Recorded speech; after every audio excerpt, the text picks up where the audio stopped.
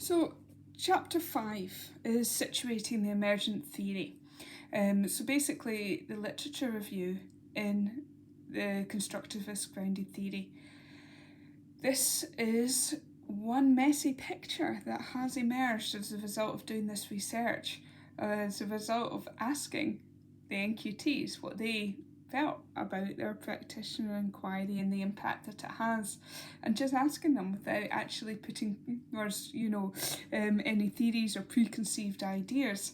So what I did with the literature is I then went through the literature based on the core themes. However, there is a caveat with that, is that I focused on the themes as related to the practitioner inquiry, identity, self-efficacy, not worrying, and that's purely because of the word count, that I'm quite limited being a professional doctorate, so I had to put that to one side because that would have opened up a whole wealth of other literature.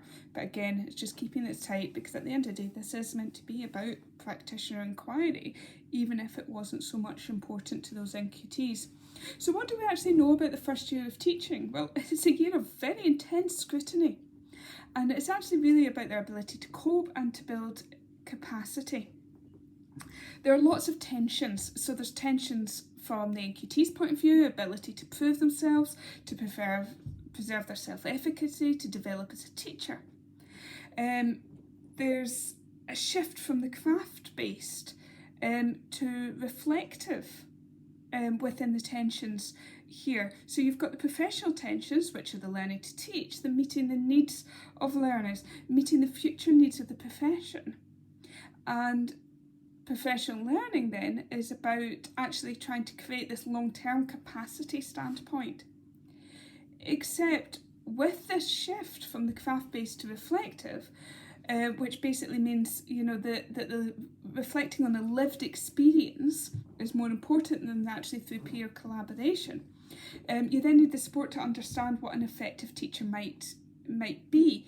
And actually, the reflecting on the lived experience is not what actually they're after. It's actually after the peer collaboration, which sort of went out the window some time ago. So again, as you can see, this picture is beginning to be very messy. So if we have a look at the four demands really, on the NQT's time, we've got the standards, we've got the practicalities, we've got the demands to engage in professional learning, and the demands of the school and the culture and relationships. So the standards, you're assessed at a time basically when you're still learning, but you're being assessed against a particular standard. You've got the practicalities that are associated with the curriculum, with teaching and learning, about the pedagogical practices that you need to do. And all the time you're thinking, actually, I need to be able to perform at the level of a veteran teacher. You're engaging in professional learning and amongst all of this, but actually that then becomes another workload that is seen as unmanageable. And again, improving a practice and focus on improving a practice that they have just begun. And we'll come back to that when we talk about inquiry. So it becomes actually then purely as a performative task.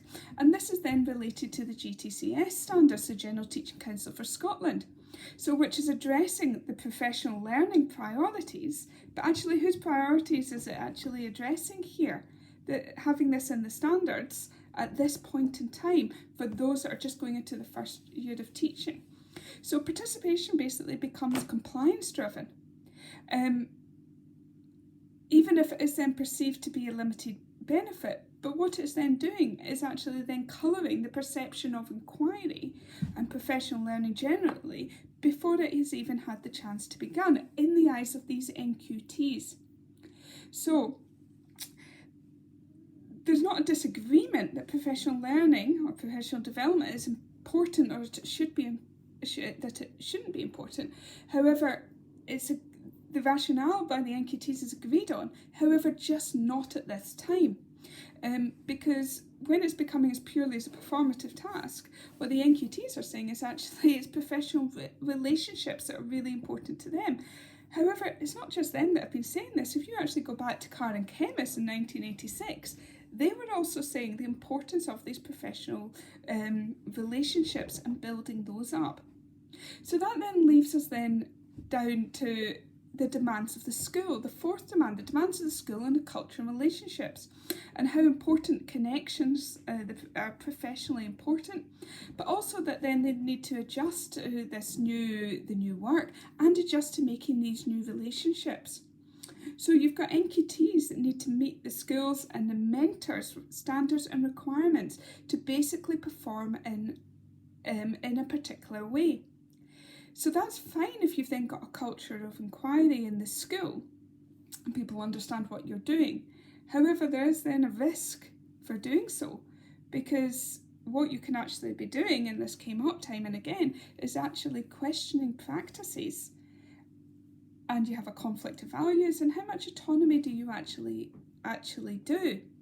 So with the influence, then you've got your landscape of this. So you then have your different practices, your different significances put depending on where you are, and obviously the changing demands over times. You then have different colleagues and mentors that are going to also then view and shape the content of your inquiries. So whose inquiry actually is this? Because if you're also then needing to conform to an area's values, are you really going to go about it? So you ideally want your colleagues and your mentors to have a positive impact on your confidence. However, actually there was really no mention of this, and the NQTs actually felt they were put in quite a difficult, some of them in quite a difficult position, because do they align by what they're doing or not to the values or the practices of the school? Are you really going to, in your first year, question something like that? Whose priorities were you trying to achieve? What was the school-wide agenda? If you are also being assessed against the General Teaching Councils for Standards, you really are going to follow the script to pass. And the majority of participants acknowledged that this was dependent, what they felt to pass was dependent upon the relations that they had with others. And as Gilchrist said, teachers are the main drivers of development, and we want our NQTs to play their part in this. But perhaps, this isn't the right place or the right time to be doing that. So what actually do you need to have this ability to inquire? Well, it's also about what do you need to improve. So when we talk about inquiry, and I'm not going to go into inquiry in great depth, there's plenty out there to read about this, but really it is about disrupting practices. So disruptive habitual or deeply ingrained practices, as Valerie Drew put it.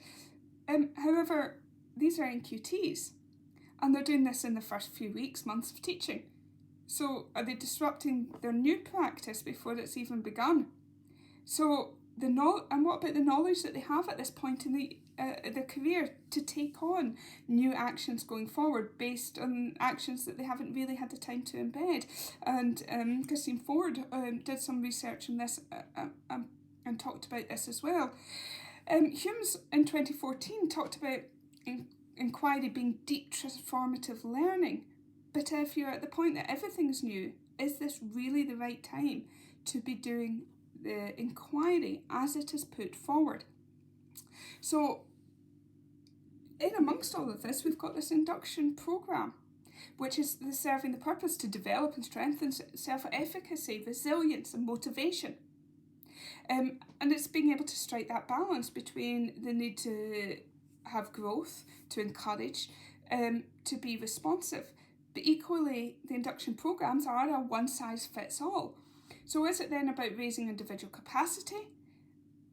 Or is it actually what we're doing is neglecting the social system, the relationships that the NQTs are saying actually is all important? And we have known since 1958 that is actually really quite important to going forward.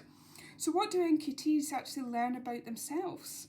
And are we neglecting that in the inquiry, and the idea that inquiry, as per the GTCS standards, is about making a change to the young people, to making better outcomes for themselves? Well, what about the teachers?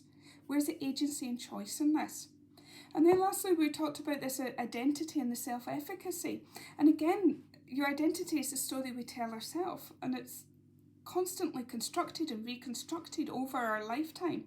However, It is acknowledged that within teaching that actually your identity is about needing to fit in and match. As I said before, from 1958, I must learn or acquire this language from others and how to be a teacher. Now, you could argue that as an NQT, they are actually free from some of the cultural constraints, and that is why we do inquiry at this time, is to get this idea of how to go about, the importance of matching up that research.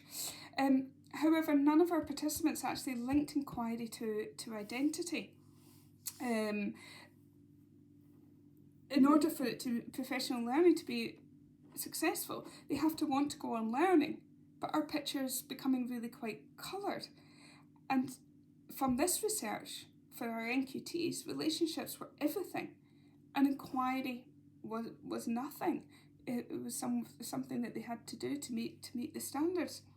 So what I'll talk about in chapter 6 is about the need for this inquiry rethink, because actually the NQTs, and I am not against inquiry as per se, it's just the way it has been interpreted and that it's become project. It's not, we need to go back to the stance, the idea that you haven't done inquiry, perhaps doing a project later on.